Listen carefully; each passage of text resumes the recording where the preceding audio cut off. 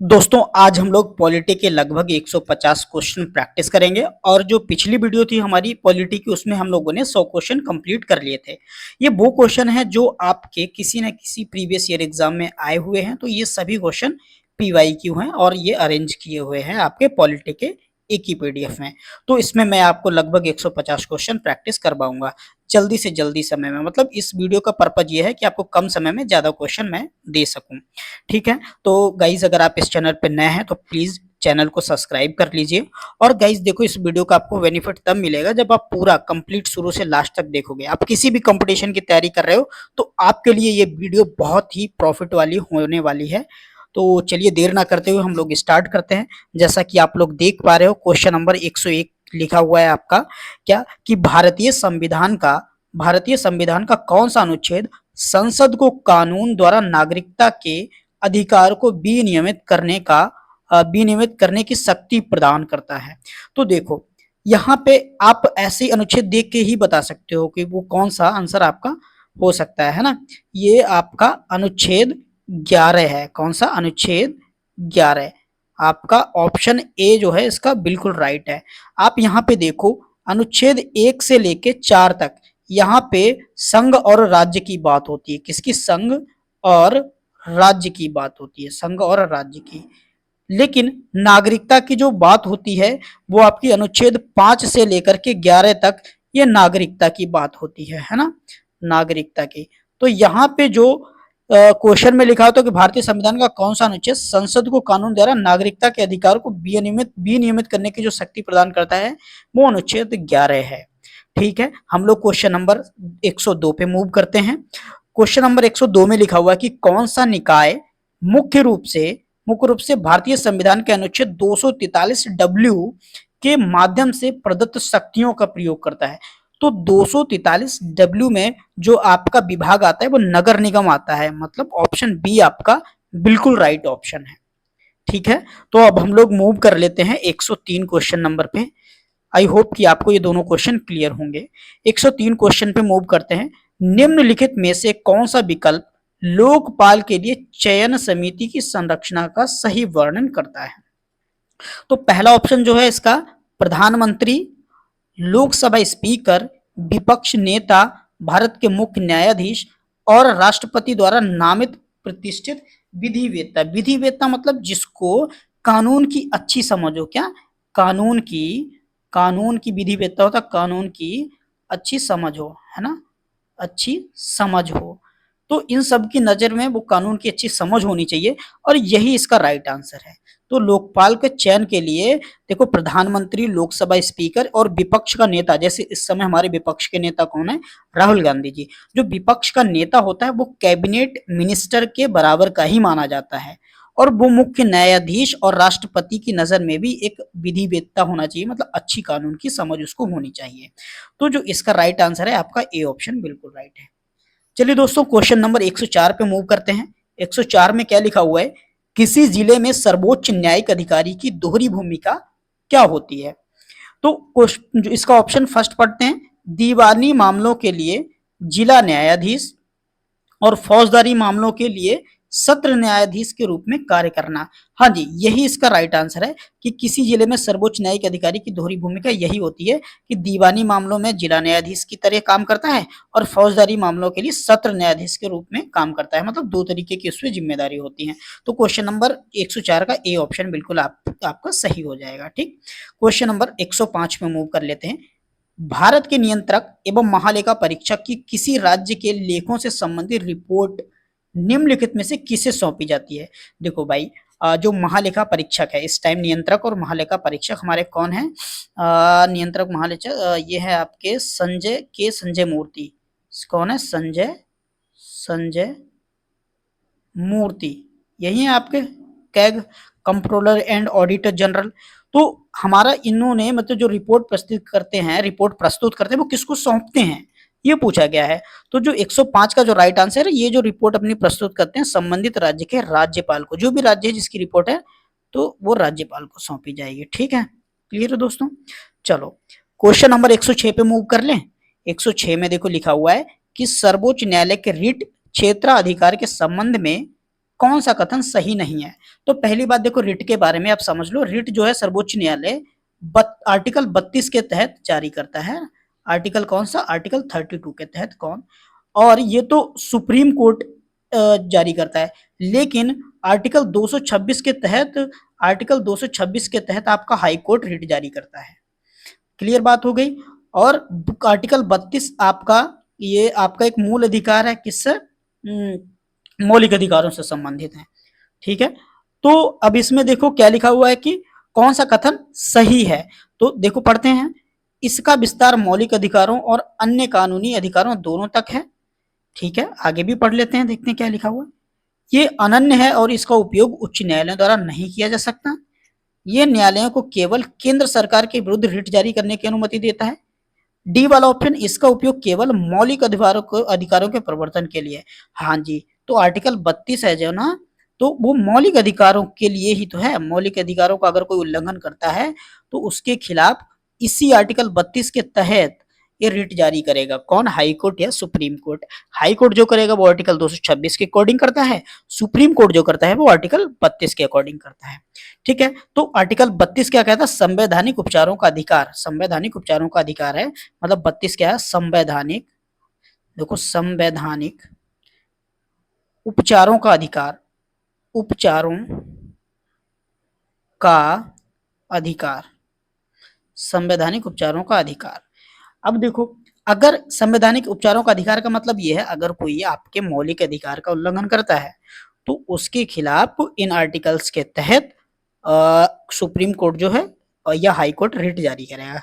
Clear बात हो गई। चलो अब क्वेश्चन नंबर 107 पे मूव कर लेते हैं।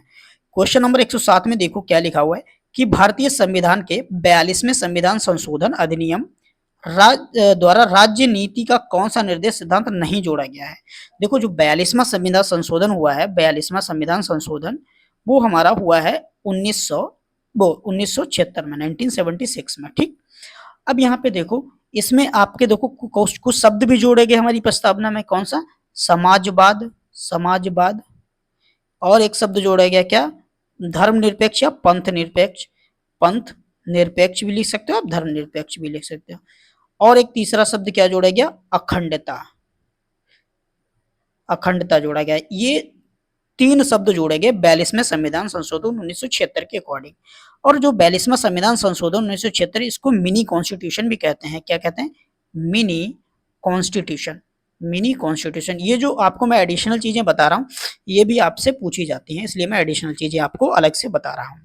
ठीक, तो इन्होंने ये पूछा कौन सा सिद्धांत नहीं जोड़ा गया है 42वें संविधान के संशोधन, निर्देशक सिद्धांत कौन सा नहीं जोड़ा गया। ध्यान दो, यहाँ पे क्वेश्चन नंबर 107 का पर्यावरण, वन और वन्यजीव संरक्षण, ये तो आपका जोड़ा गया था। ठीक, कौन सा नहीं जोड़ा गया है ये पूछ रहे हैं। तो सहकारी समितियों पर लोकतांत्रिक नियंत्रण को बढ़ावा देना, यही नहीं जोड़ा गया था, मतलब बी ऑप्शन इसका बिल्कुल राइट आंसर हो जाएगा। बाकी ये भी जोड़ा गया था, ये भी जोड़ा गया था। आई होप कि आपको एक क्वेश्चन नंबर 107 बिल्कुल क्लियर हो गया होगा। दोस्तों अगर आपको वीडियो अच्छी लग रही है तो प्लीज चैनल को सब्सक्राइब कर लीजिए और वीडियो को लाइक भी कर दीजिएगा प्लीज। अगर आपको कुछ डाउट रहता है आप कमेंट बॉक्स में without any hesitation you can write comment. Okay, let's move on next question. Question number 108, निम्नलिखित में से किसके पास किसी राज्य में, निम्नलिखित में से किसके पास किसी राज्य में शहरी क्षेत्र को बड़े शहरी क्षेत्र या छोटे शहरी क्षेत्र या संक्रमण क्षेत्र के रूप में निर्दिष्ट करने का अधिकार है। मतलब ऐसा कौन है जो कोई भी शहर, जो जैसे कोई भी क्षेत्र है उसको वो ये डिसाइड करेगा कि वो बड़े शहरी क्षेत्र में आएगा या छोटे शहरी क्षेत्र में आएगा या संक्रमण क्षेत्र में आएगा। ठीक है, तो इसका जो अधिकार होता है वो होता है आपका राज्य, जो राज्य होता है उसके राज्यपाल के पास, वो राज्यपाल के पास अधिकार होता है। सी ऑप्शन इसका बिल्कुल राइट आंसर है। चलिए दोस्तों क्वेश्चन नंबर 109 पे मूव कर लेते हैं। 109 में जो लिखा हुआ है वक्फ संशोधन, जो वक्फ बोर्ड संशोधन अधिनियम 2025 ने वक्फ बोर्डों की संरचना में कौन सा महत्वपूर्ण परिवर्तन पेश किया है। दोस्तों यहाँ पे आप समझो, वक्फ बोर्ड जो पहले था, जो मुस्लिमों का वक्फ बोर्ड हो जाता है, जिसपे मुस्लिमों की जो प्रॉपर्टी होती है, धार्मिक प्रॉपर्टी होती है, उन पे बोर्ड ये संभालता है वक्फ बोर्ड। पहले इसमें क्या था कि वक्फ बोर्ड में सभी के सभी जो मेंबर थे वो सभी पुरुष थे। मतलब मेल थे सभी, उसमें कोई भी महिला नहीं थी। तो इसमें अब बदलाव ये कर दिया गया है कि अब वक्फ बोर्ड में महिला भी सदस्य होंगी, और कम से कम 2 महिलाएं सदस्य, कम से कम तो 2 होंगी, उससे ज्यादा भी हो सकती है, मतलब मिनिमम 2 होना ही चाहिए। तो इसमें देखो क्या लिख दिया है, सरकारी ऑडिट से छूट, राज्य वक्फ बोर्ड का उन्मूलन, गैर मुस्लिम सदस्यों को शामिल करना, वक्फ संपत्तियों का निजीकरण। तो 109 का आंसर आपका रहेगा ये ऑप्शन नंबर तो सी रहेगा। जैसे ये कहा गया था, ये भी एक संशोधन किया गया, और जो मैंने आपको बताया कि महिलाएं जो शामिल होंगी वो भी कम से कम 2 महिलाएं भी होंगी, और गैर मुस्लिम सदस्य भी होना चाहिए उनके बोर्ड में। तो ये जो दोनों डिफरेंस हैं ये पेश किए गए थे, ठीक। लेकिन उसमें जो अभी मंजूर हुआ है वो क्या मंजूर हुआ है कि कम से कम जो महिलाएं हैं वो सदस्य होंगी, ये तो पेश किया गया था 2, ठीक। तो आई होप कि आपको ये क्वेश्चन क्लियर होगा। चलो क्वेश्चन नंबर 110 पे मूव करते हैं। 110 में क्या लिखा हुआ है कि लोक अदालतों द्वारा दिया गया निर्णय दीवानी न्यायालय का आदेश माना जाता है तथा ये अंतिम और सभी पक्षों पर बाध्यकारी होता है, क्योंकि इस संबंध में अब ये हमें ब्लैंक जो है फिल करना है। अब ब्लैंक कैसे फिल करेंगे, हम पूरे ऑप्शन पढ़ेंगे, ठीक है। सबसे पहले इस संबंध में सर्वोच्च न्यायालय में अपील दायर की जा सकती है, क्या ऐसा होता है? नहीं भाई, अगर आपको दीवानी न्यायालय से कोई भी फैसला आ गया फिर वो आपको वही मानना पड़ेगा, समझ गए। मतलब उस पे कोई भी आप अपील दायर नहीं कर सकते, चाहे सुप्रीम कोर्ट हो चाहे हाई कोर्ट हो, मतलब कोई अपील ये स्वीकार नहीं होती है दीवानी मामले पे। अगर आपका एक बार फैसला आ गया तो ऑप्शन नंबर बी आपका बिल्कुल राइट ऑप्शन है। क्वेश्चन नंबर 111 पे मूव करते हैं दोस्तों। क्वेश्चन नंबर 111 में लिखा हुआ है कि यदि न्यायिक समीक्षा के तहत किसी कानून को असंवैधानिक घोषित कर दिया जाए तो क्या होगा, ठीक है दोस्तों। तो इसमें ऑप्शन पढ़ते हैं, इसे पुनर्विचार हेतु संसद में वापस भेज दिया जाएगा क्या। चलो आगे भी ऑप्शन पढ़ के देखते हैं। राष्ट्रपति द्वारा इसमें संशोधन किया जाएगा, ये वैध होगा, तो ये वैध तो होगा लेकिन अपरिवर्तनीय रहेगा, इसे निरर्थक घोषित कर दिया जाएगा। दोस्तों यही डी ऑप्शन जो है वो राइट है। मतलब अगर कोई भी ऐसा कानून हो जो असंवैधानिक घोषित कर दिया गया तो समझ लो वो निरर्थक होगा, मतलब फिर उसकी कोई वैल्यू नहीं होगी, दोबारा से उनको वो कानून दूसरे तरीके से लाना पड़ेगा या फिर उस कानून को फिर नहीं लाया जाएगा, ठीक है दोस्तों। तो डी ऑप्शन इसका बिल्कुल राइट ऑप्शन है। चलो दोस्तों हम लोग 112 नंबर क्वेश्चन पे मूव करते हैं। 112 में लिखा हुआ है कि निम्नलिखित में से कौन सा वह कारक नहीं है जिस पर भारत में केंद्रीय मंत्रिपरिषद के लिए मंत्रियों का चयन करते समय प्रधानमंत्री को विचार रखना चाहिए। देखो दोस्तों, जब हमारी जो कैबिनेट मिनिस्ट्री होती है, जब इलेक्शन होने के बाद, तो राष्ट्रपति जो है वैसे नॉमिनेट करता है, लेकिन किसकी? प्रधानमंत्री की सलाह पर। तो प्रधानमंत्री वो कौन कौन सी चीजें ध्यान रखता है और कौन कौन सी चीजें ध्यान नहीं रखता है, इन्होंने पूछा है कि वो कारक कौन सा नहीं है। दोस्तों ये क्वेश्चन बहुत इंपॉर्टेंट है और आपका डायरेक्ट एग्जाम में पूछा गया है, मैं स्टार लगा देता हूँ, इंपॉर्टेंट है।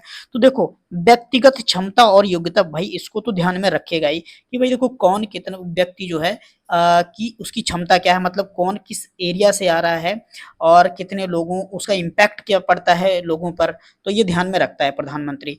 पिछड़े वर्गों का प्रतिनिधित्व, बिल्कुल भाई ये भी वो ध्यान में रखता है। कैसे? जैसे मान लो कोई भी नेता है तो वो पिछड़े वर्ग वाले क्षेत्र से आया है, तो वो लोग क्या डिसाइड करेंगे कि इनको जो है क्या पिछड़ा वर्ग मंत्री बना दिया जाए या जनजाति मिनिस्टर बना दिया जाए, अगर जनजाति क्षेत्र से आया हुआ है ना, तो ये चीजें ध्यान रखते हैं। भौगोलिक प्रतिनिधित्व, यस, भौगोलिक प्रतिनिधित्व का भी ध्यान रखता है। क्यों? क्योंकि कोई भी व्यक्ति जो चुनकर आया है वो किस स्थान से है, जैसे मान लो झारखंड के जनजातीय मामलों से तो उसे जनजाति मंत्री बना दिया जाएगा, या फिर कोई एससी से है तो उसको अनुसूचित जाति और जनजाति का मिनिस्टर बना दिया जाएगा, विभाग का, अनुसूचित जाति और जनजाति विभाग का। लेकिन इधर देखो, विदेशी समुदायों का प्रतिनिधित्व करेगा। भाई क्यों? हमारा देश है यहाँ पे, तो यहाँ पे कोई भी नेता विदेशी जो समुदाय होंगे, विदेशी नागरिक, उनका प्रतिनिधित्व क्यों करेगा? मतलब है यहाँ पे कि हाँ, जैसे मान लो इलेक्शन हुए, अभी प्रधानमंत्री को कुछ कैबिनेट मिनिस्टर सिलेक्ट करने हैं, तो ऐसा थोड़ी वो देखेगा कि हाँ भाई इस मंत्री को कम से कम जो है कि फॉरेन के, इंग्लैंड के लोगों का भी ख्याल रखना, ऐसा थोड़ी होता है। तो यही है आपका राइट आंसर, मतलब इसका ध्यान नहीं रखता है, डी ऑप्शन बिल्कुल आपका राइट आंसर है, ठीक। चलो मूव करते हैं 113 नंबर क्वेश्चन पे। 113 नंबर क्वेश्चन में दोस्तों क्या लिखा हुआ है कि गरीबों को मुफ्त कानूनी सहायता देने का प्रावधान भारतीय संविधान के राज्य के नीति निर्देशक सिद्धांतों में किस वर्ष जोड़ा गया था। देखो यहाँ पे जो नीति निर्देशक सिद्धांत हैं आपके किस में आते हैं, ये 51 में आते हैं, मतलब ये 36 से 51 में आते हैं, है ना। और भाग कौन सा है, अनुच्छेद 36 से 51 भाग 4 में आते हैं नीति निर्देशक सिद्धांत। कहाँ से जो लिए गए थे आपके, आयरलैंड से। कहाँ से लिए गए, आयरलैंड से। तो राज्य के नीति निर्देशक सिद्धांत में ये कब जोड़ा गया था कि गरीबों को मुफ्त कानूनी सहायता दी जाए। मतलब जैसे मान लो कोई केस हो जाता है, गरीब कोई व्यक्ति ऐसा है जो गरीब है, जो वकील नहीं कर सकता है, तो ये राज्य की तरफ से उसको मुफ्त कानूनी सहायता दी जाए, ये कब जोड़ा गया था। ठीक है दोस्तों, तो इसका जो राइट आंसर है आपका 1976 में। 1976 में कब, जब आपका 42वां संविधान संशोधन हुआ था। कौन सा, 42 अमेंडमेंट हुआ था। अमेंडमेंट मतलब आपका संशोधन। ओके, 42वां संविधान संशोधन कब हुआ था, 1976 में। तो ये जोड़ दिया गया था। आई थिंक आप लोगों को 113 नंबर क्वेश्चन बहुत अच्छे तरीके से क्लियर होगा। चलो क्वेश्चन पे मूव करते हैं। 114 नंबर पे, निम्नलिखित में से किसका निपटारा लोक अदालत में, 1 मिनट, हाँ, लोक अदालत में किया जा सकता है। तो किसका निपटारा लोक अदालत में किया जा सकता है। पहला ऑप्शन पढ़ते हैं, संवैधानिक मामले का, समझौते योग्य अपराध का, जनहित याचिका का, हत्या के मामले। दोस्तों ये जो लोक अदालत में निपटारा किया जाता है समझौते योग्य अपराध का, मतलब कोई ऐसा अपराध हुआ है जो समझौते से सुलझ सकता है, तो वो लोक अदालत में कर दिए जाते हैं। बाकी आपके ये सब दूसरे अदालतों में, तो ऊपर के उच्च अदालतों में करे जाते हैं। ठीक, क्वेश्चन नंबर 114 क्लियर हो गया। ठीक, क्वेश्चन नंबर 115 पे मूव करते हैं।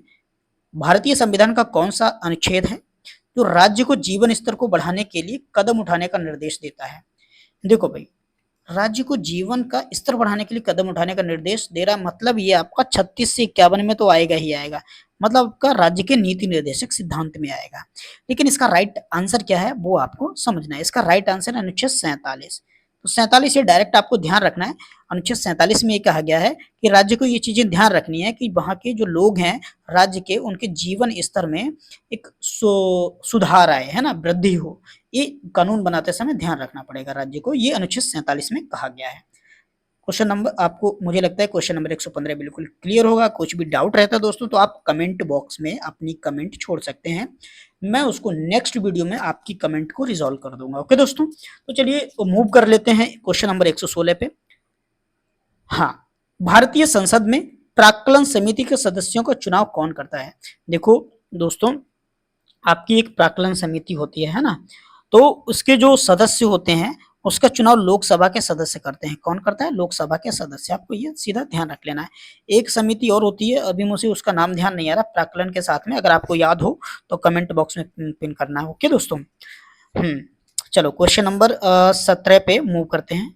सहकारी समिति के लिए वित्तीय वर्ष की समाप्ति के बाद अपनी वार्षिक आम बैठक आयोजित करने की अधिकतम समय सीमा क्या होती है।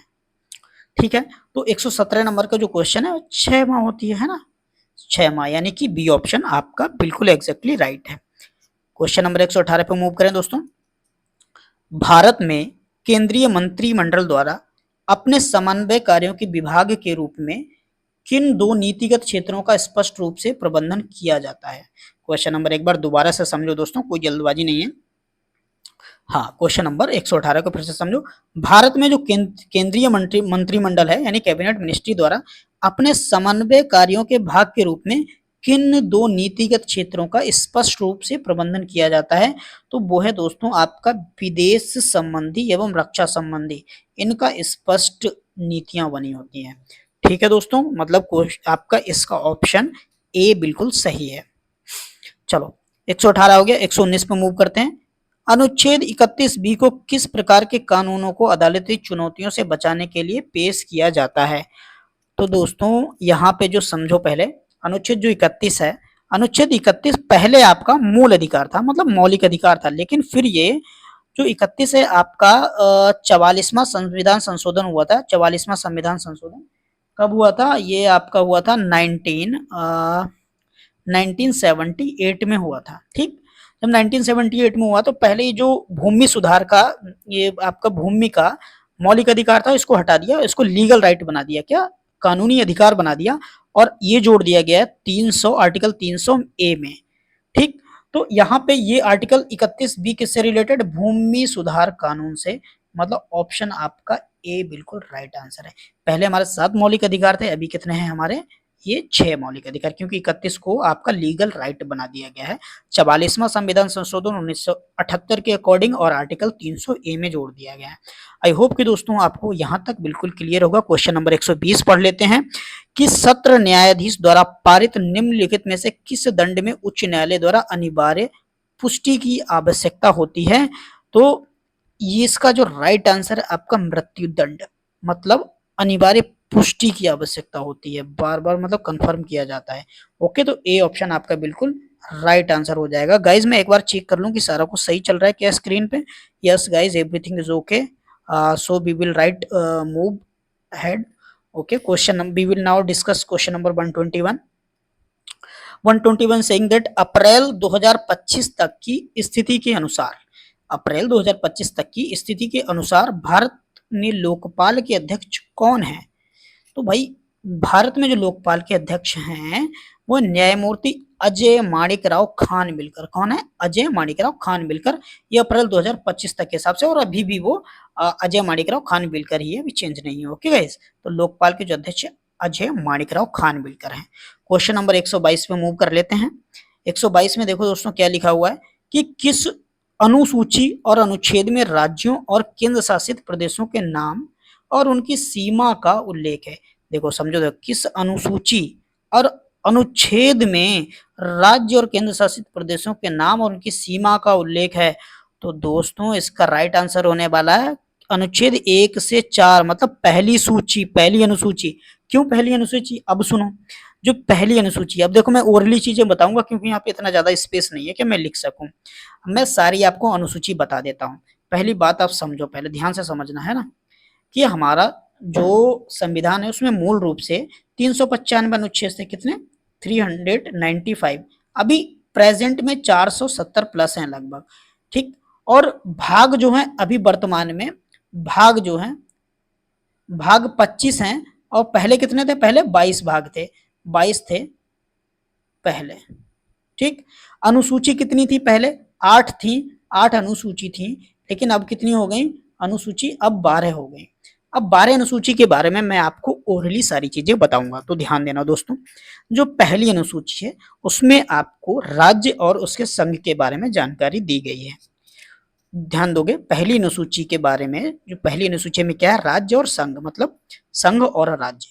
दूसरी अनुसूची में आपको वेतन के बारे में बताया गया, किसका वेतन, जैसे आपके हो गए महान्यायवादी आर वेंकट रमणी, है ना, और राष्ट्रपति, उपराष्ट्रपति, लोकसभा स्पीकर, इन सब के बारे में वेतन के बारे में बताया गया।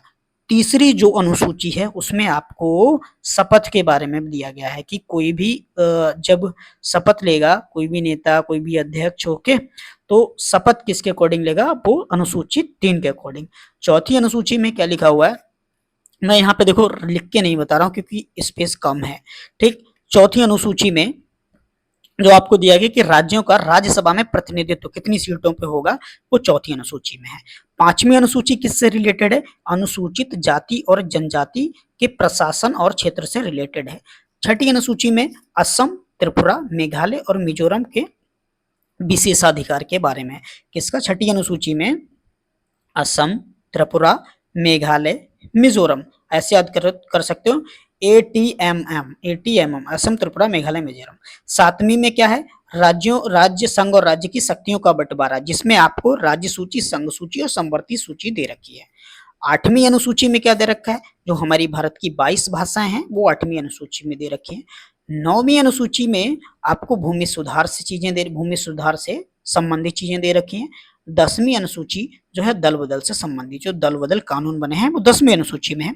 दोस्तों 11वीं अनुसूची में क्या है, वो है आपका ग्राम पंचायत, और 12वीं अनुसूची में है आपका नगर पंचायत। तो ये टोटल आपकी 12 अनुसूची यहाँ पे डिस्कस कर दी है मैंने, ठीक है दोस्तों। तो अब हम लोग क्वेश्चन नंबर 123 पे मूव करते हैं। देखो मैंने लिखा नहीं है, लेकिन आई थिंक आपको ओरली ये सारी चीजें समझ में आ गई होंगे, ठीक है। तो मूव करते हैं 123 पे। 123 क्वेश्चन नंबर 1 मिनट यहाँ पे, हाँ ठीक है, कि 123 में लिखा हुआ किस संवैधानिक संशोधन ने सहकारी समितियों के गठन के अधिकार को मौलिक अधिकार के एक भाग के रूप में मान्यता दी है। ठीक। तो क्वेश्चन नंबर 123 का जो राइट आंसर है 97वां संविधान संशोधन अधिनियम। एक बार फिर से समझो, कौन सा ऐसा संविधान संशोधन है जिसने सहकारी समिति के गठन के अधिकार क्षेत्र को मौलिक अधिकारों के एक भाग के रूप में मान्यता दी है, वो 97वां संविधान संशोधन अधिनियम है। ठीक। क्वेश्चन नंबर 124 पे मूव कर लेते हैं। अधीनस्थ न्यायपालिका में किस न्यायालय को दीवानी मामलों में असीमित आर्थिक अधिकारिता प्राप्त है? तो यह है आपका जिला न्यायालय के न्यायाधीश। डी ऑप्शन आपका बिल्कुल राइट है। क्वेश्चन नंबर 125 पे मूव करते हैं कि किस प्रकार का अधीनस्थ न्यायालय मुख्य रूप से संपत्ति के स्वामित्व और संविदात्मक समझौते से संबंधित विवादों का निपटान करता है? किस प्रकार का अधीनस्थ न्यायालय? ठीक। तो इसका जो राइट आंसर है आपका दीवानी न्यायालय हो जाएगा, मतलब डी ऑप्शन बिल्कुल राइट हो जाएगा। ओके दोस्तों, मूव करते हैं क्वेश्चन नंबर 126 पे। मुझे लगता है यहां तक आपको सारी चीजें क्लियर होंगी। क्वेश्चन नंबर 126 पे मूव कर देते हैं। लिखा हुआ है इसमें कि भारतीय संविधान के निम्नलिखित में से किस अनुच्छेद में राज्य के लिए महाअधिवक्ता की नियुक्ति के संबंध में चर्चा की गई है? तो दोस्तों वो आपका जो राज्य के लिए महाअधिवक्ता, वो आपके अनुच्छेद 165 में बोला गया है। कौन सा? 165, आर्टिकल 165 में बोला गया है। क्वेश्चन नंबर 127 पे मूव करते हैं दोस्तों। इसमें लिखा हुआ है कि पर्यावरण संरक्षण एवं, कौन सा है क्वेश्चन नंबर 127, पर्यावरण संरक्षण एवं सुधार तथा वनों एवं वन्य जीवों की सुरक्षा को एक निर्देश के रूप में भारत के संविधान में कब जोड़ा गया? तो सीधा आप इसका ईयर आपको याद रखना है, वो है आपका 1976। मतलब पर्यावरण संरक्षण एवं सुधार तथा वनों एवं वन्य जीवों की सुरक्षा को एक निर्देश के रूप में 1976 में संविधान में जोड़ा गया था। आई होप कि दोस्तों आपको यहाँ तक क्लियर होगा। चलो मूव करते हैं क्वेश्चन नंबर 128 में। ये सभी क्वेश्चन आपके प्रीवियस ईयर क्वेश्चन है दोस्तों, तो आप ध्यान रखिएगा, हर एक क्वेश्चन आपका इंपॉर्टेंट क्वेश्चन है। ओके दोस्तों, चलो क्वेश्चन नंबर 128 में लिखा हुआ है कि किस मंत्रालय द्वारा भारत में एंटी डंपिंग और एंटी सब्सिडी एवं प्रतिकारी उपायों को प्रशासित किया जाता है? एक बार दोबारा पढ़ देता हूं। किस मंत्रालय द्वारा, मतलब ऐसा कौन सा मंत्रालय है जिसमें भारत में एंटी डंपिंग और एंटी सब्सिडी एवं प्रतिकारी उपायों को प्रशासित किया जाता है? तो वो है आपका वाणिज्य और उद्योग मंत्रालय। कौन सा? वाणिज्य और उद्योग मंत्रालय, मतलब ऑप्शन ए बिल्कुल राइट है। क्वेश्चन नंबर 129 पे मूव करते हैं। भारत की आकस्मिक निधि के संबंध में भारत के राष्ट्रपति के पास क्या शक्ति होती है? देखो दो तरीके की निधि होती है, एक संचित निधि, एक आपकी आकस्मिक निधि। तो वो पूछ रहे हैं कि आकस्मिक निधि के संबंध में राष्ट्रपति के पास कौन सी शक्तियां होती हैं? तो पहला ऑप्शन पढ़ते हैं, राष्ट्रपति इस निधि का नियंत्रण वित्त आयोग को सौंपते हैं। नहीं जी, ऐसा तो नहीं है। राष्ट्रपति केवल निधि के उपयोग के संबंध में सलाह दे सकते हैं। नहीं जी, ऐसा भी नहीं है। ऑप्शन सी देखते हैं, राष्ट्रपति निधि के वार्षिक संवितरण को मंजूरी देते हैं। नहीं जी, ऐसा भी नहीं है। ठीक है। राष्ट्रपति अप्रत्याशित व्यय के लिए अग्रिम धनराशि देने हेतु इस निधि को नियंत्रित करते हैं। बिल्कुल राइट, डी ऑप्शन हमारा राइट है, मतलब ऐसा ही है। अकॉर्डिंग डी ऑप्शन आपका बिल्कुल सही है। चलो दोस्तों मूव कर लेते हैं क्वेश्चन नंबर 130 पे। 130 में लिखा हुआ है क्या कि भारत के केंद्र शासित प्रदेशों में नगर निगमों की स्थापना कैसे की जाती है? तो भाई नगर निगम की अगर कहीं भी स्थापना करनी है तो पहले ये संसद में पारित करना पड़ेगा, मतलब संसद के अधिनियम द्वारा एक अधिनियम लाया जाएगा संसद में, तब कहीं नगर निगम बनेगा। ठीक है दोस्तों, मूव कर लेते हैं क्वेश्चन नंबर 131 पे कि रेलवे संशोधन विधेयक जो कि 2024 का प्राथमिक उद्देश्य क्या है? रेलवे संशोधन विधेयक 2024 में हुआ और पूछ रहे हैं उनका प्राथमिक उद्देश्य क्या है? तो दोस्तों प्राथमिक उद्देश्य भारतीय रेलवे बोर्ड अधिनियम 1905 को रेलवे अधिनियम 1989 में विलय करना, मतलब जो 1905 वाले अधिनियम को 1989 वाले में विलय करना, मर्ज करना, यही इसका प्राथमिक उद्देश्य है। कौन सा? रेलवे संशोधन विधेयक अधिनियम 2024 का। 2024 का रेलवे संशोधन विधेयक अधिनियम इसीलिए लाया गया कि जो 1905 का रेलवे बोर्ड अधिनियम है वो 2089 में विलय कर सके, उसके साथ मर्ज कर सके। ठीक है, तो बी ऑप्शन इसका बिल्कुल राइट ऑप्शन है। 132 पे मूव कर लेते हैं। किन परिस्थितियों में भारत का राष्ट्रपति लोकसभा को उसकी सामान्य अवधि समाप्त होने से पहले भंग कर सकता है? ठीक है दोस्तों, तो इसका मैं डायरेक्ट आंसर बता दूं आपको 132 का। इसका प्रधानमंत्री की अनुशंसा पर, मतलब देखो अगर प्रधानमंत्री राष्ट्रपति से कहता है कि जो मंत्रिमंडल है उसमें कुछ प्रॉब्लम्स आ रही हैं और नेताओं में कुछ समस्या है, तो उनकी वो जो है पूरा मंत्रिमंडल भंग कर सकते हैं। कौन? भारत का राष्ट्रपति का लोकसभा को उसकी सामान्य अवधि के समाप्त होने से पहले ही भंग कर सकते हैं, लेकिन किसकी अनुशंसा पर? प्रधानमंत्री बताएगा पहले, तब उसको खत्म कर सकते हैं। ठीक, now we are moving on question number 133। Okay, 133 question number is Bharat में मंत्री स्तरीय पदानुक्रम में राज्य मंत्रियों को अब देखो इन ऑप्शंस में से हमें ये देखना है कि कौन सा सेट हो रहा है यहाँ पे। तो पढ़ते हैं भाई, उनके सौंपे गए विभागों में कैबिनेट मंत्रियों के बराबर दर्जा होता नहीं जी, ऐसा तो नहीं है भाई। कैबिनेट विभागों पर प्राधिकार प्राप्त होता है, ऐसा भी नहीं है। किसी भी विभाग में कोई कार्यकारी जिम्मेदारी प्राप्त नहीं होती, ऐसा तो बिल्कुल नहीं हो सकता। कैबिनेट मंत्रियों को सौंपे गए विभागों में द्वितीयक दर्जा प्राप्त होता है। हाँ जी, D option is the right answer. Okay दोस्तों, ठीक है, मूव करते हैं क्वेश्चन नंबर 134 पे। आई होप कि मुझे लगता है आपको ये क्वेश्चन समझ में आ रहे होंगे और कोई प्रॉब्लम नहीं होगी, और कोई फिर भी कोई प्रॉब्लम है then you can leave a comment in your comment in comment box. Okay, question number 134 में लिखा हुआ है कि सरकारी समिति के बोर्ड में सेवारत निर्वाचित सदस्यों का कार्यकाल कितना होता है? जो सहकारी समिति होती है, आपने सुना होगा सहकारी समिति होती है, उसके बोर्ड में जो निर्वाचित सदस्य होते हैं उनका कार्यकाल पूछा गया है। तो जो उनका कार्यकाल होता है वो है आपका 5 वर्ष का कार्यकाल, मतलब ऑप्शन सी डायरेक्ट आप याद कर सकते हो कि सहकारी समिति में जो भी लोग निर्वाचित होते हैं उनका कार्यकाल जो होता है वो 5 साल का होता है। क्वेश्चन नंबर 135 पे मूव करते हैं। 135 में लिखा हुआ है कि निम्नलिखित में से कौन सा विकल्प भारत में मंत्रिपरिषद पर लागू सामूहिक कार्यकारी उत्तरदायित्व के सिद्धांत का सर्वोत्तम वर्णन करता है? क्या मैं इसका डायरेक्ट आंसर बता देता हूँ, काफी बड़े ऑप्शन है, जल्दी जल्दी मूव करते हैं क्योंकि हमें क्वेश्चन बहुत सारे करने हैं। ओके, इसका राइट आंसर सभी मंत्री सरकारी निर्णयों के लिए पूर्ण उत्तरदायित्व साझा करते हैं। सरकारी निर्णयों के लिए पूरा उत्तरदायित्व साझा करते हैं। ऑप्शन सी बिल्कुल राइट आंसर है इस क्वेश्चन के लिए। दोस्तों अभी हमारे सिर्फ 135 क्वेश्चन डिस्कस हुए हैं, ठीक है। तो अब हम लोग मूव करते हैं क्वेश्चन नंबर 136 पे। देखो क्या लिखा हुआ है कि भारत के राष्ट्रपति के पास, जो भारत का राष्ट्रपति होता है उसके पास राज्यपालों और राजदूतों जैसे अधिकारियों को पद से हटाने या वापस बुलाने की शक्ति है। बिल्कुल है। तो वह इस शक्ति का प्रयोग निम्नलिखित में से किसकी सलाह पर करेगा? बस ये पूछा गया है। तो किसकी सलाह पर? क्या नॉर्मल सी बात है, केंद्रीय मंत्रिपरिषद की सलाह पर करेगा कि किस भाई राज्यपाल को, किस राजदूतों को कहाँ भेजना है, कहाँ से हटाना है, वो केंद्रीय मंत्रिपरिषद की सलाह से करता है, अपने आप मतलब खुद नहीं करता है। या फिर किस उसको राज्यपाल को कहाँ पे नियुक्त करना है वो भी केंद्रीय मंत्रिमंडल की सलाह पर ही करता है। कौन? राष्ट्रपति। लेकिन नियुक्त कौन करता है? नियुक्त राष्ट्रपति ही करता है। ठीक है दोस्तों, तो राष्ट्रपति देखो किसकी? राज्यपाल की नियुक्ति करता है, और आपका चीफ जस्टिस ऑफ इंडिया की, मुख्य न्यायाधीश जो हो गए आपके, है ना, और आपका महाधिवक्ता की, है ना, तो इनकी नियुक्ति कौन करता है? राष्ट्रपति। चलो क्वेश्चन नंबर 137 पे मूव कर लेते हैं। 137 में क्या लिखा हुआ कि निम्नलिखित में से कौन भारत में नगर निगम परिषद और स्थायी समितियों द्वारा लिए गए निर्णयों को लागू करने के लिए जिम्मेदार है? तो 137 का जो हमारा राइट आंसर है वो है ऑप्शन नंबर 3, नगर आयुक्त जिम्मेदार होगा, है ना, नगर निगम की चीजों के लिए। तो ये आपका सी ऑप्शन बिल्कुल राइट है। 138 पे मूव कर लेते हैं, बहुत सारे क्वेश्चन करने हैं दोस्तों, थोड़ा स्पीड भी बढ़ा लेते हैं। हाँ 138 पे मूव करें। लिखा हुआ है कि 2015 संशोधन द्वारा नागरिकता अधिनियम में कौन सा मुख्य परिवर्तन किया गया है? तो 138 में जो मुख्य परिवर्तन किया गया है, जब पीआईओ और सीआई कार्डों का विलय किया गया है। पहले पीआईओ और सीआई कार्ड चलते थे, उनको मर्ज कर दिया गया है। ठीक, तो सी ऑप्शन इसका बिल्कुल राइट आंसर है। ये क्वेश्चन आपका प्रीवियस एग्जाम में पूछा गया है, ये आपका एनटीपीसी में पूछा गया है। ओके दोस्तों, चलो क्वेश्चन नंबर 135 पे मूव करते हैं कि 74वें संविधान संशोधन अधिनियम 1992 में शहरी स्थानीय निकायों को कौन सी प्रमुख शक्ति प्रदान की है?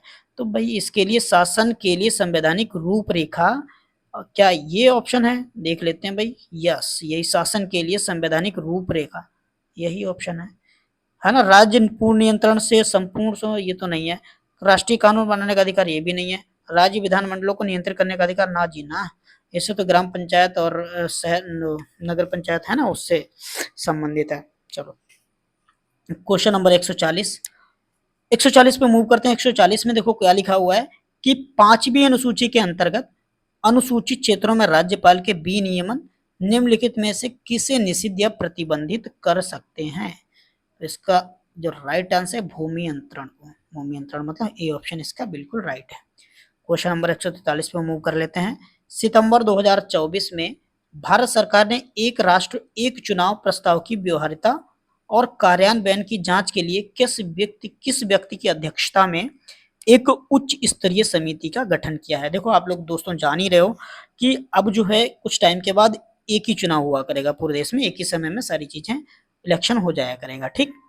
तो एक समिति बनाई गई इसके लिए, जो समिति बनाई गई उसका एक अध्यक्ष बनाया गया। तो उसका जो अध्यक्ष है उसका नाम है रामनाथ कोविंद, जो कि हमारे पूर्व राष्ट्रपति रह चुके हैं ना। रामनाथ कोविंद पूर्व राष्ट्रपति हैं, पूर्व राष्ट्रपति, राष्ट्रपति थे उपराष्ट्रपति, राष्ट्रपति रह चुके हैं, ठीक है, पूर्व राष्ट्रपति। चलो क्वेश्चन नंबर 142 पे मूव कर लेते हैं। क्वेश्चन नंबर 142 में लिखा हुआ निःशुल्क कानूनी सहायता भारतीय संविधान के किस भाग का हिस्सा है? तो आप जानते हो, अभी हमने पहले भी डिस्कस किया है, तो निःशुल्क कानूनी सहायता नीति निर्देशक सिद्धांत का हिस्सा है, ठीक है। चलो कौन सा आर्टिकल? आर्टिकल 47, ठीक है। चलो क्वेश्चन नंबर आर्टिकल 47 ही है, आर्टिकल 47 ही है। चलो 143 पे मूव करते हैं। दोस्तों यहाँ पे थोड़ा सा डाउट हो रहा है, देख लेना, एक बार चेक कर लेना, ठीक। स्क्रीन में एक बार चेक कर लूं क्या स्क्रीन प्रॉपर चल रही है? एक बार 1 मिनट का टाइम देना। Yes, screen is proper, so now we should go ahead. हाँ 143 जो आपका क्वेश्चन नंबर लिखा है कि भारत के संविधान के अनुच्छेद 59(3) में भारत के राष्ट्रपति के संबंध में कौन सा विशिष्ट प्रावधान उल्लिखित है? क्वेश्चन नंबर 143 143 में क्या बोला गया है कि राष्ट्रपति का चुनाव ना जीना, ठीक है। और ये राष्ट्रपति का महाभियोग ये भी नहीं, राष्ट्रपति की शक्तियां भी नहीं, राष्ट्रपति का वेतन और विशेषाधिकार 59 थर्ड में दे रखा है। ओके दोस्तों 144 पे मूव करते हैं। 144 में क्या लिखा हुआ है कि निम्नलिखित में से कौन सा निर्देशक सिद्धांत भारतीय संविधान के 43 बी में दिया गया है? तो 43 बी में आपका दिया गया है सहकारी समितियों को बढ़ावा देना। अभी हमने इससे पहले भी पढ़ा है 43 में सहकारी समितियों को बढ़ावा देना, है ना। 145 का भारतीय जनता पार्टी जिसको भाजपा कहते हो उसके द्वारा 2024-25 के विधानसभा चुनाव में जीती गई सीटों की संख्या के आधार पर निम्नलिखित राज्यों को अवरोही क्रम में व्यवस्थित करना है। अवरोही क्रम में व्यवस्थित कर लेते हैं भाई। 145 नंबर का है, तो देखो जीती गई सीटों को अवरोही क्रम में, मतलब ये सीटें किसमें, अवरोही क्रम कौन सा होता है? पहले सबसे ज्यादा, फिर उससे कम, फिर उससे कम, फिर उससे कम। तो सबसे पहले आएगा आपका, सबसे ज्यादा मिली है महाराष्ट्र में, मतलब 2 नंबर वाला, और उसके बाद फिर दिल्ली में मतलब 1 नंबर पे, और फिर आएगा जम्मू एंड कश्मीर मतलब ये 3 नंबर वाला, और फिर आएगा आपका झारखंड मतलब 4 नंबर का। 2 1 3 4, 2 1 3 4 देखते हैं, 2 1 3 4 मतलब ए ऑप्शन आपका राइट आंसर है, ए ऑप्शन बिल्कुल राइट है। क्वेश्चन नंबर 146 पे मूव कर लेते हैं। 146 में क्या लिखा हुआ है, ठीक। भारतीय कानून के तहत लोक अदालत की कार्यवाही और स्थिति को किस प्रकृति का माना जाता है? भारतीय कानून के तहत लोक अदालत की कार्यवाही को और स्थिति को किस प्रकृति का माना जाता है? दोस्तों मैं इसका डायरेक्ट आंसर बता देता हूं, क्योंकि फिर हमें बहुत सारे क्वेश्चन करने हैं ना, बहुत टाइम टेकिंग हो जाएगा। तो इसका जो राइट आंसर, इनकी कार्यवाही न्यायिक होती है और लोक अदालत को सीआरपीसी के तहत दीवानी न्यायालय माना जाता है। किसको? लोक अदालत को दीवानी न्यायालय। तो आपका डी ऑप्शन दोस्तों, ये इंपॉर्टेंट क्वेश्चन है, कई बार आ चुका है, ठीक है दोस्तों। चलो 147 पे मूव कर लेते हैं। 147 में लिखा हुआ है कि 73वें संविधान संशोधन अधिनियम 1992 के माध्यम से पंचायती राज संस्थाओं को कौन सी शक्तियां और उत्तरदायित्व प्रदान किए गए हैं? तो 147 का जो आंसर है यह संवैधानिक दर्जा और संरक्षण दिया गया है, बिल्कुल आपका डी ऑप्शन एग्जैक्टली राइट है। क्वेश्चन नंबर 148, किस वर्ष संपत्ति के अधिकार को भारतीय संविधान के मौलिक अधिकारों से हटा दिया गया? दोस्तों मैंने आपको बताया था कि आपका 44वां संविधान संशोधन हुआ था और ये 300 ए में जोड़ दिया गया। 44वां संविधान संशोधन हुआ कब था? 1978 में, मतलब इसका ऑप्शन राइट है आपका ए वाला। पहले भी मैंने इसको डिस्कस कर दिया था पहले, है ना। चलो 149 डिस्कस कर लेते हैं। भारत में पंचायती राज व्यवस्था के अंतर्गत निम्न में कौन सा निर्वाचित पद नहीं है? कौन सा ऐसा पद है जो निर्वाचित होकर नहीं आता है? तो इसका जो राइट आंसर है आपका सरपंच। सरपंच तो जो आप जानते हो निर्वाचन होता है, तो ये तो हमारा आंसर नहीं है। प्रधान भी निर्वाचित होता है, जिला प्रमुख भी निर्वाचित होता है, पंचायत सचिव ये निर्वाचित नहीं होता है। ठीक है, चलो पंचायत सचिव निर्वाचित नहीं होता, नियुक्त होता है। ओके दोस्तों, 150 का क्वेश्चन, 100 नंबर मतलब 150 नंबर का क्वेश्चन पढ़ते हैं। कौन सा संवैधानिक प्रावधान राज्य को यह सुनिश्चित करने का निर्देश देता है? कौन सा संवैधानिक प्रावधान राज्य को ये सुनिश्चित करने का निर्देश देता है कि किसी भी नागरिक को आर्थिक या अन्य क्षमताओं के कारण न्याय से वंचित नहीं किया जाए? तो इसका राइट आंसर है भाई 39 ए, 39 ए में है ना। ठीक है, हाँ सॉरी, वहां पे मैंने जो फ्री जो कानूनी सहायता है 39 ए के अकॉर्डिंग दी जाती है ना कि 47। ठीक, चलो क्वेश्चन नंबर देखो दोस्तों, हमारे 50 क्वेश्चन हो चुके हैं और अब हम लोग मूव करते हैं। हमारी मतलब समझ लो 50 क्वेश्चन हो गए, देखते हैं कितने क्वेश्चन हो पाएंगे। 100 मैं ट्राई करता हूँ कि 100 तो कम से कम हो ही जाए, है ना। थोड़ी समय की बाउंडेशन है दोस्तों।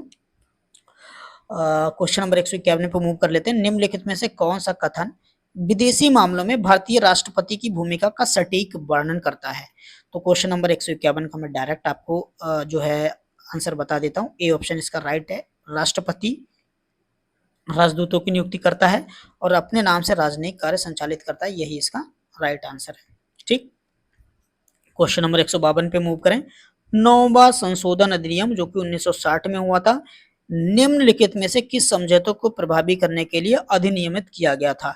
तो जो 9वां आपका संविधान संशोधन हुआ था 1960 में, तो ये आपका भारत पाक समझौता 1958 के तहत।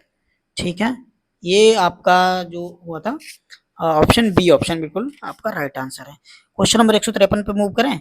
74वां संविधान संशोधन 1992 द्वारा प्रत्येक राज्य में नगर पालिका चुनाव कराने के लिए किसी संस्था की स्थापना की गई है? तो इसका दोस्तों क्या आंसर होगा? राज्य निर्वाचन आयोग। एक राज्य निर्वाचन आयोग भी तो होता है, तो वो आपका आपका नगर निगम में आपका जो है चुनाव करवाता है। ठीक है दोस्तों, क्वेश्चन नंबर 154 पे मूव कर लें। मार्च 2025 तक की स्थिति के अनुसार दिल्ली का वर्तमान मुख्यमंत्री कौन है और 2025 के दिल्ली विधानसभा चुनाव में किस निर्वाचन क्षेत्र से चुने गए थे या चुनी गई थी? ठीक है, तो आप लोग जानते हो भैया, जो 154 का राइट आंसर रेखा गुप्ता शालीमार बाग से ये चुनी गई थी। पहले थी ये आपकी आतिशी मारलेना कालका जी से, लेकिन ये तो आम आदमी पार्टी की थी, लेकिन बाद में जब चुनाव हुए तो यहाँ पे भाजपा का जो बहुमत मिला, तो रेखा गुप्ता जब शालीमार बाग से जीती थी और उनको ही दिल्ली का भी सीएम बनाया गया है। ठीक है, क्वेश्चन नंबर 155 पे मूव कर लेते हैं।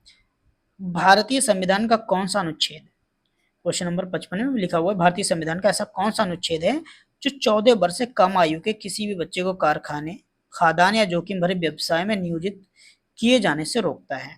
तो देखो दोस्तों, ये आपका अनुच्छेद नंबर है अनुच्छेद 24, अनुच्छेद 24।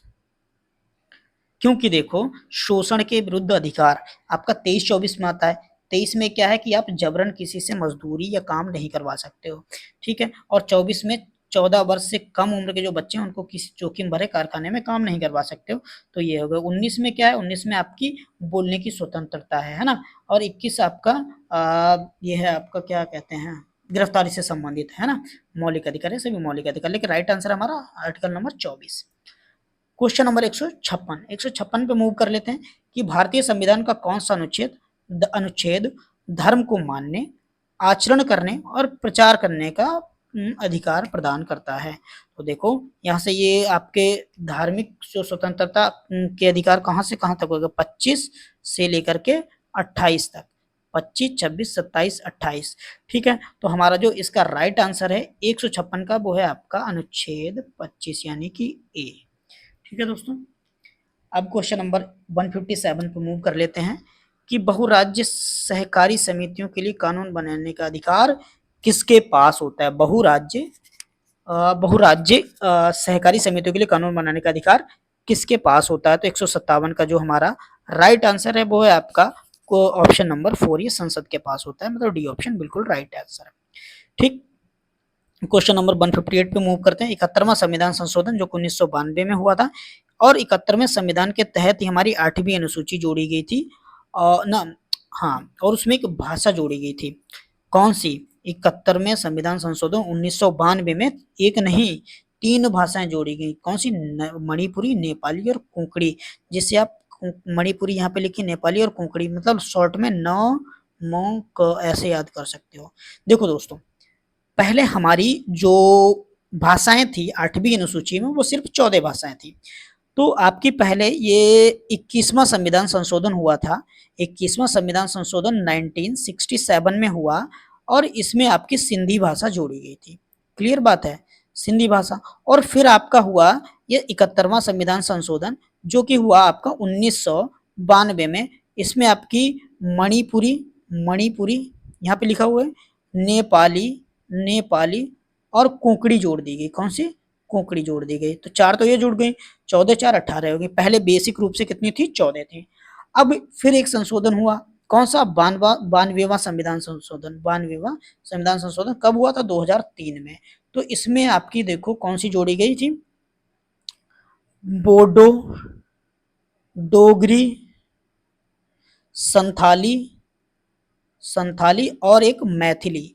मैथिली, ये 4 भाषाएं जोड़ी गई थी। तो ये 3 संशोधन हुए थे और इसमें ये भाषाएं, अभी जो हमारी टोटल भाषाएं हैं कितनी हैं? टोटल 22 भाषाएं हैं। ठीक है दोस्तों, आई होप कि आपको ये सारी चीजें क्लियर होंगी। चलो क्वेश्चन नंबर 159 पे मूव कर लेते हैं। 159 में मैंने आपको, देखो क्या ये चीजें आपको समझ में आई हैं? चलो अब 159 पे मूव करते हैं। क्या लिखा हुआ है कि निम्नलिखित में से किस समूह को भारत में केंद्रीय परिषद का हिस्सा नहीं माना जाता है? तो जो संसदीय सचिव होते हैं भाई, हाँ, इनको ना केंद्रीय मंत्रिपरिषद का हिस्सा नहीं माना जाता है। उप मंत्री आपके केंद्रीय मंत्री के हिस्सा होते हैं, राज्य मंत्री भी, कैबिनेट मंत्री भी। ओके दोस्तों, क्वेश्चन नंबर 160 पर मूव कर लेते हैं। 160 में देखो क्या लिखा हुआ है कि भारतीय नागरिक संहिता के संदर्भ में ओसीआई की मतलब फुल फॉर्म उन्होंने पूछ ली। तो इसकी जो फुल फॉर्म होती है आपकी overseas citizen of India. Overseas citizen of India मतलब बी ऑप्शन इसका राइट आंसर है। दोस्तों इंपॉर्टेंट क्वेश्चन है, याद कर लेना। ओसीआई की फुल फॉर्म पूछी जाती है और ये पूछी गई है, बिल्कुल हर क्वेश्चन आपका प्रीवियस ईयर क्वेश्चन है, मतलब ये पूछी गई है, मतलब आपके भी एग्जाम में पूछी जा सकती है। तो सारी चीजें क्लियर है कि कोई क्वेश्चन पूछा हुआ जा रहा है तो आप याद कर लो सीधा सीधा। ठीक है, चलो क्वेश्चन नंबर 161 पे मूव कर लेते हैं। भारतीय, क्या लिखा हुआ है? क्वेश्चन नंबर हमारा 161 है। भारतीय लोकसभा में केंद्र सरकार के विरुद्ध अविश्वास प्रस्ताव पारित होने पर क्या होगा? जब अविश्वास प्रस्ताव आता है कहाँ? लोकसभा में, तब क्या होता है? तब देखो संपूर्ण मंत्रिपरिषद को इस्तीफा देना पड़ता है। अगर अविश्वास प्रस्ताव पास हो जाता है तब पूरी मंत्रिपरिषद को इस्तीफा देना पड़ेगा और फिर से आपके चुनाव कराए जाएंगे। ठीक है, चलो क्वेश्चन नंबर 162 पर मूव कर लेते हैं। निम्नलिखित में से कौन सा शहरी स्थानीय निकाय 1992 के बाद बंद कर दिया गया था? इसका जो राइट आंसर है अधिसूचित क्षेत्र समिति, ये बंद कर दिया गया था। ठीक, सी ऑप्शन आपका बिल्कुल राइट आंसर है। 163 पर मूव कर लेते हैं। 73वां संविधान संशोधन अधिनियम 1992 के अनुसार ग्राम सभा के सदस्यों की मीटिंग एक वर्ष में कितनी बार होनी चाहिए, ये डिसाइड किया गया था। तो कितनी बार होनी चाहिए? 163 का राइट आंसर है आपका वर्ष में कम से कम 2 बार। वर्ष में कम से कम 2 बार मीटिंग होनी चाहिए। ठीक है दोस्तों, मूव करते हैं नेक्स्ट 164 क्वेश्चन नंबर पे। किस भारतीय संविधान संशोधन अधिनियम ने मौलिक अधिकारों को 7 से घटाकर 6 कर दिया? दोस्तों मैंने आपको कई बार बताया है कि 44वें संविधान संशोधन अधिनियम से 31वां जो मौलिक अधिकार था, भूमि का मौलिक अधिकार, तो वो आपका हटा दिया गया है। ये कब हुआ था? 1978 में हुआ था और इसको 300 ए में जोड़ करके एक लीगल राइट मतलब कानूनी अधिकार बना दिया गया। क्या? कानूनी अधिकार बना दिया गया, अधिकार। ठीक है दोस्तों, तो इसी ऑप्शन इसका बिल्कुल राइट ऑप्शन है। 42 के बारे में मैंने आपको पहले इलेबोरेट कर दिया था और ठीक है, सारी चीजें हो गई। क्वेश्चन नंबर 165 पे मूव कर लें। ठीक है, 165 पे मूव करते हैं। लिखा हुआ है कि नागरिकता संशोधन अधिनियम यानी आपका सिटीजनशिप अमेंडमेंट एक्ट 2019 के अंतर्गत फास्ट ट्रैक नागरिकता के लिए निम्नलिखित में से किस समुदाय को शामिल नहीं किया गया था? तो इसमें जो आपका मुस्लिम समुदाय है इसको शामिल नहीं किया गया था। ठीक है, ऑप्शन आपका डी बिल्कुल राइट आंसर है। क्वेश्चन नंबर 166 पे मूव कर लेते हैं।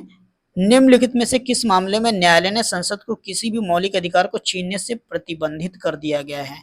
ऐसा कौन सा केस था जिसमें जैसे मान लो आपकी कोई इमरजेंसी भी लगती है, जैसे राष्ट्रीय आपात भी लग जाता है, तब भी कुछ ऐसे मौलिक अधिकार हैं, कौन से? 20 और 21, ये तब भी आपके लागू रहेंगे।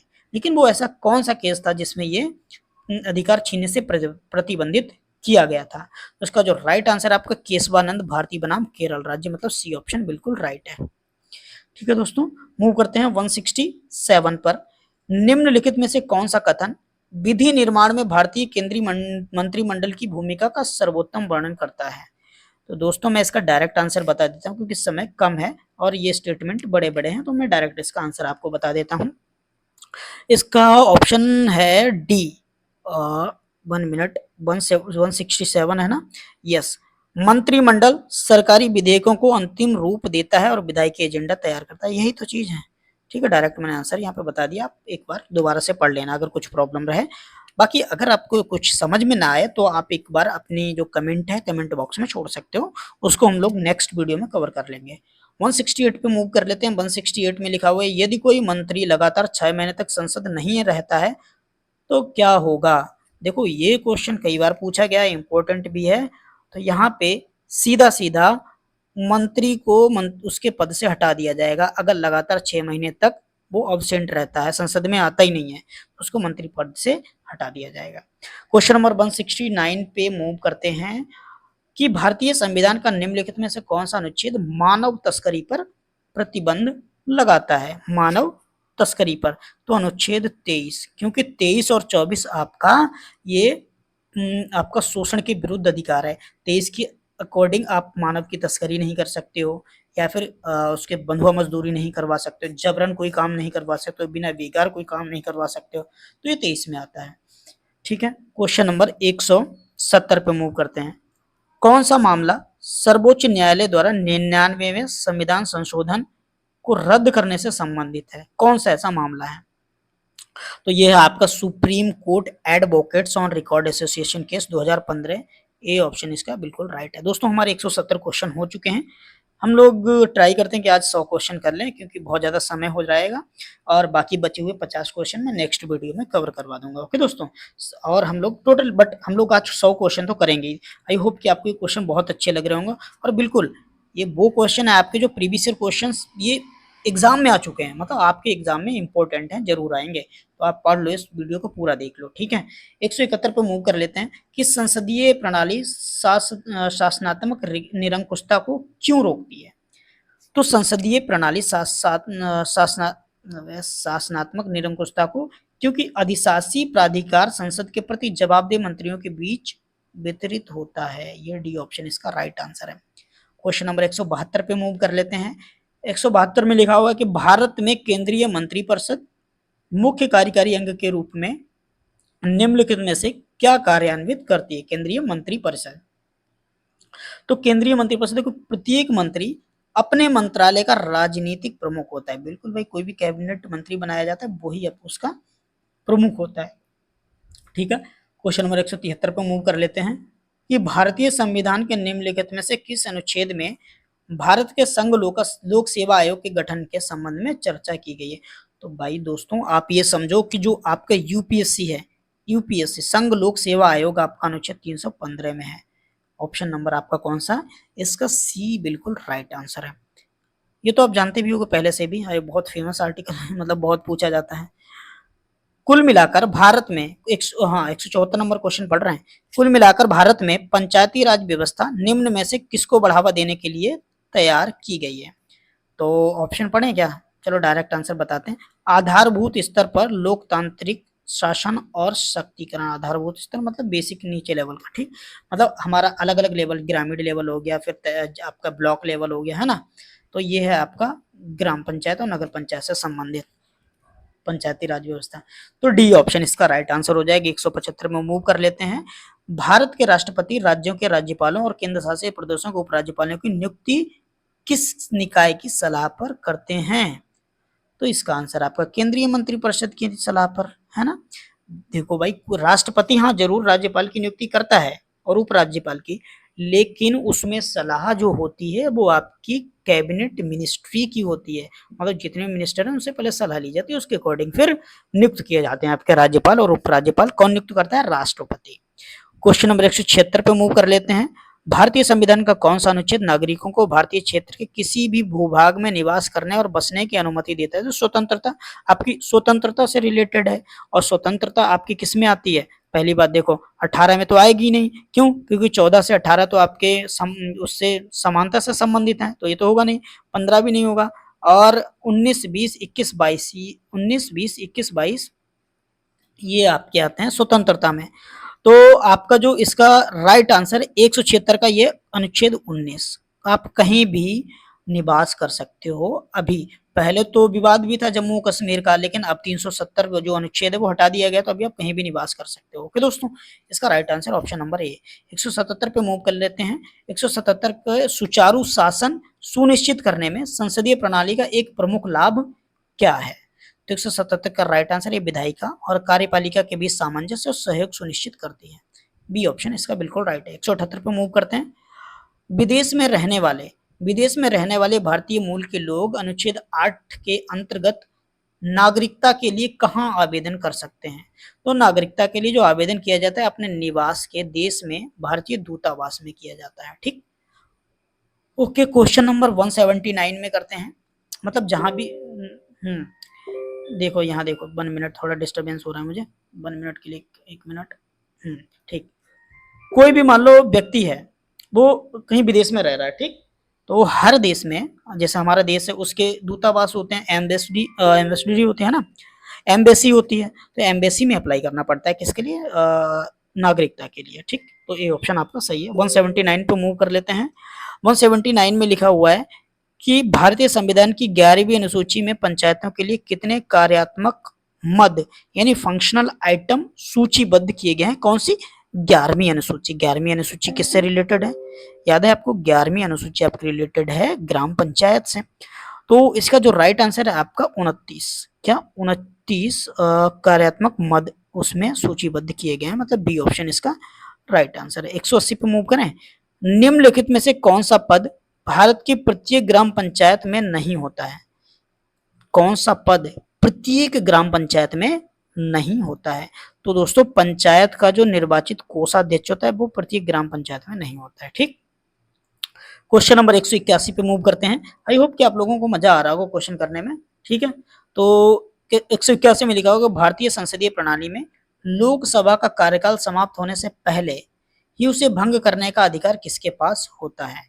तो इसका जो अधिकार होता है आपका वो है प्रधानमंत्री, राष्ट्रपति को इसे भंग करने की सलाह देते हैं। अगर जैसे मान लो प्रधानमंत्री को कोई समस्या लगती है मंत्रिमंडल में, तो वो भंग करने की सलाह देता है। ये प्रश्न पहले भी आपको ये रिपीट हुआ है, मतलब कई बार पूछा गया है, तो ये इंपॉर्टेंट क्वेश्चन है ना, हमने अभी डिस्कस किया था इस पीडीएफ में ही, आपको याद होगा अगर आप ध्यान से देख रहे हो तो। 182 पे मूव कर लेते हैं। 182 में लिखा हुआ है कि भारतीय संविधान के किस अनुच्छेद के तहत उच्च न्यायालय रिट जारी करके अपने मूल अधिकार का उपयोग करता है? तो उच्च न्यायालय मतलब हाई कोर्ट। हाई कोर्ट मैंने आपको देखो पहले भी बताया था कि 226 के अकॉर्डिंग रिट जारी करता है हाई कोर्ट। और सुप्रीम कोर्ट किस आर्टिकल के अकॉर्डिंग? सुप्रीम कोर्ट 32 आर्टिकल के अकॉर्डिंग रिट जारी करता है। कितने तरीके की? 5 तरीके की रिट होती है। ठीक है, क्वेश्चन नंबर 183 पे मूव कर लेते हैं। 183 में क्या लिखा हुआ कि 74वां संविधान संशोधन 1992 के प्रावधानों के अनुसार, 74वां संविधान संशोधन 1992 का जो प्रावधान हुआ, ग्रामीण से शहरी क्षेत्रों में परिवर्तित होने वाले क्षेत्रों में शहरी शासन के निम्नलिखित में से किस शब्द का उपयोग किया गया था? तो दोस्तों, आप जानते हो 74वां संविधान संशोधन के तहत नगर पंचायत जोड़ी गई थी, मतलब नगर निगम से संबंधित अनुसूची जोड़ी गई थी, तो नगर निगम बनाया गया। तो 183 का जो राइट आंसर है हमारा ये है आपका नगर पंचायत। क्या नगर पंचायत बनाई गई थी? Option B. 184 पे मूव कर लें। निम्नलिखित में से कौन सी रिट भारतीय संविधान में उल्लिखित जीवन और व्यक्तिगत स्वतंत्रता के अधिकार की रक्षा करती है? 1 मिनट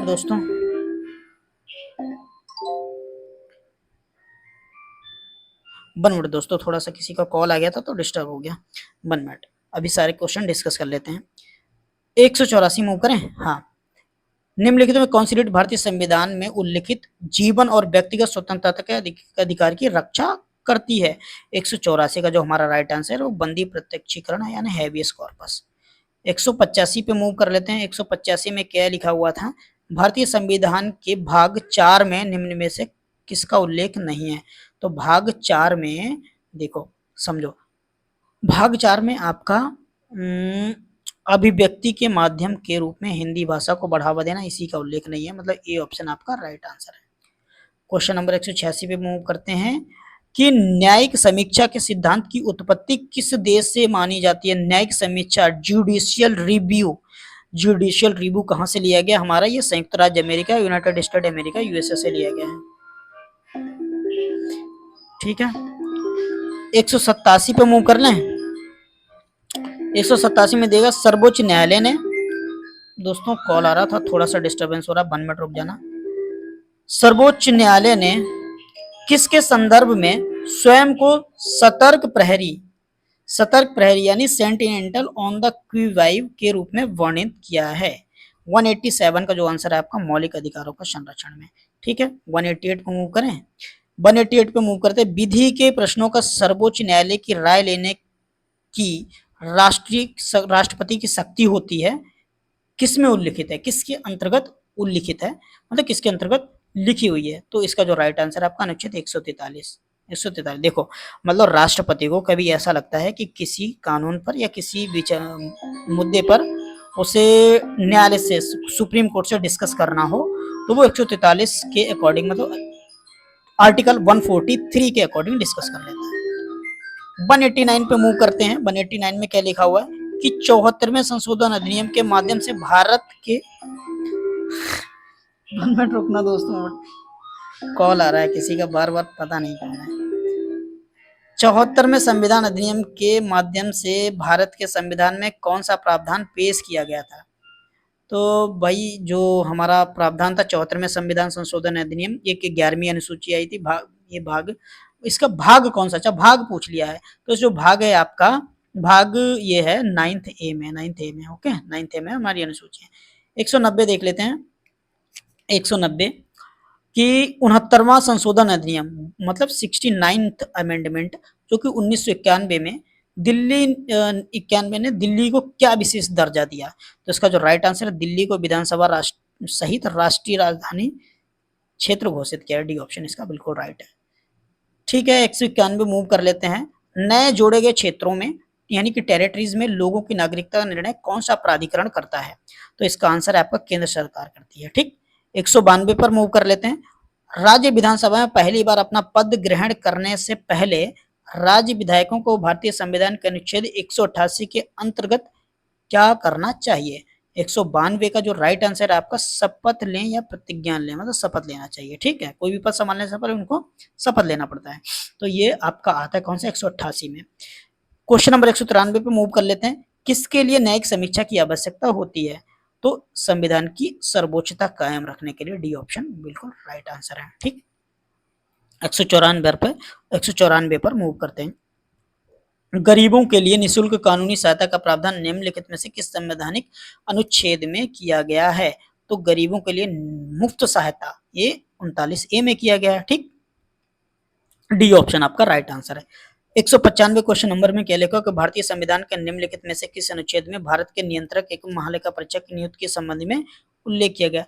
तो आपका जो कैग है, कंट्रोलर एंड ऑडिटर जनरल, ये है आपका आर्टिकल 148 में। किसमें? आर्टिकल 148 में। ठीक, 196 क्वेश्चन नंबर पढ़ लेते हैं। 196 में लिखा हुआ है कि 104वें संविधान संशोधन अधिनियम, जो कि 2020 के अंतर्गत किस प्रावधान को बढ़ाया गया है? 196 का राइट आंसर है आपका विधानसभा में SC/ST के आरक्षण वो बढ़ाया गया। ठीक, 197 में क्वेश्चन को पढ़ते हैं भाई कि संसदीय प्रणाली एक उत्तरदायी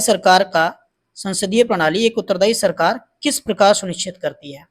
डायरेक्ट इसका आंसर बता देता हूं दोस्तों। इसका जो राइट आंसर है आपका मंत्रिपरिषद को सामूहिक रूप से संसद के प्रति जवाबदेह बनाकर, मतलब डी ऑप्शन इसका बिल्कुल राइट है। क्वेश्चन नंबर 198 करते हैं। किस प्रकार के विधायी विधेयकों को भारत के राष्ट्रपति की पूर्व स्वीकृति प्राप्त करने के बाद ही लोकसभा में पेश किया जाना चाहिए। ऐसा कौन सा विधेयक होता है जिसको पहले राष्ट्रपति की स्वीकृति लेनी पड़ती है, उसके बाद लोकसभा में वो पेश किया जाता है? तो वो है आपका धन विधेयक। और धन विधेयक कौन डिसाइड करता है? ये आपका लोकसभा स्पीकर होता है, वो डिसाइड करता है, फिर इसको राष्ट्रपति के पास पूर्व स्वीकृति के लिए भेजता है, फिर लोकसभा में पेश किया जाता है उसके बाद। क्वेश्चन नंबर 199 में क्या लिखा हुआ है कि निम्नलिखित में से कौन भारत के राष्ट्रीय मानवाधिकार आयोग के अध्यक्ष की नियुक्ति करता है? तो मानवाधिकार आयोग की अध्यक्ष की नियुक्ति राष्ट्रपति करते हैं हमारे, जो डी ऑप्शन है इसका बिल्कुल राइट है। क्वेश्चन नंबर 200, भारत में पंचायती राज व्यवस्था के संदर्भ में ग्राम सभा क्या है? तो ग्राम सभा है सभी पात्र ग्राम निवासियों की विचार विमर्श सभा। ठीक है दोस्तों, तो इसका ऑप्शन जो हमारा ए बिल्कुल राइट है। तो दोस्तों आज हम लोग लगभग 100 क्वेश्चन ही करेंगे और जो बचे हुए आपके 60 से 70 क्वेश्चन है उसको नेक्स्ट वीडियो में कवर करेंगे। दोस्तों आज हम लोग इतना ही रखते हैं। अगर आपको वीडियो पसंद आई तो प्लीज वीडियो को लाइक कर दीजिए और प्लीज दोस्तों हमारा ये जो चैनल है नया चैनल है तो प्लीज सपोर्ट कर दीजिए, इस चैनल को सब्सक्राइब भी कर लीजिए। ओके गाइज, मिलते हैं नेक्स्ट वीडियो में, तब तक पढ़ते रहिए। ओके ध्यान से। ओके चलिए, बाय बाय, टाटा।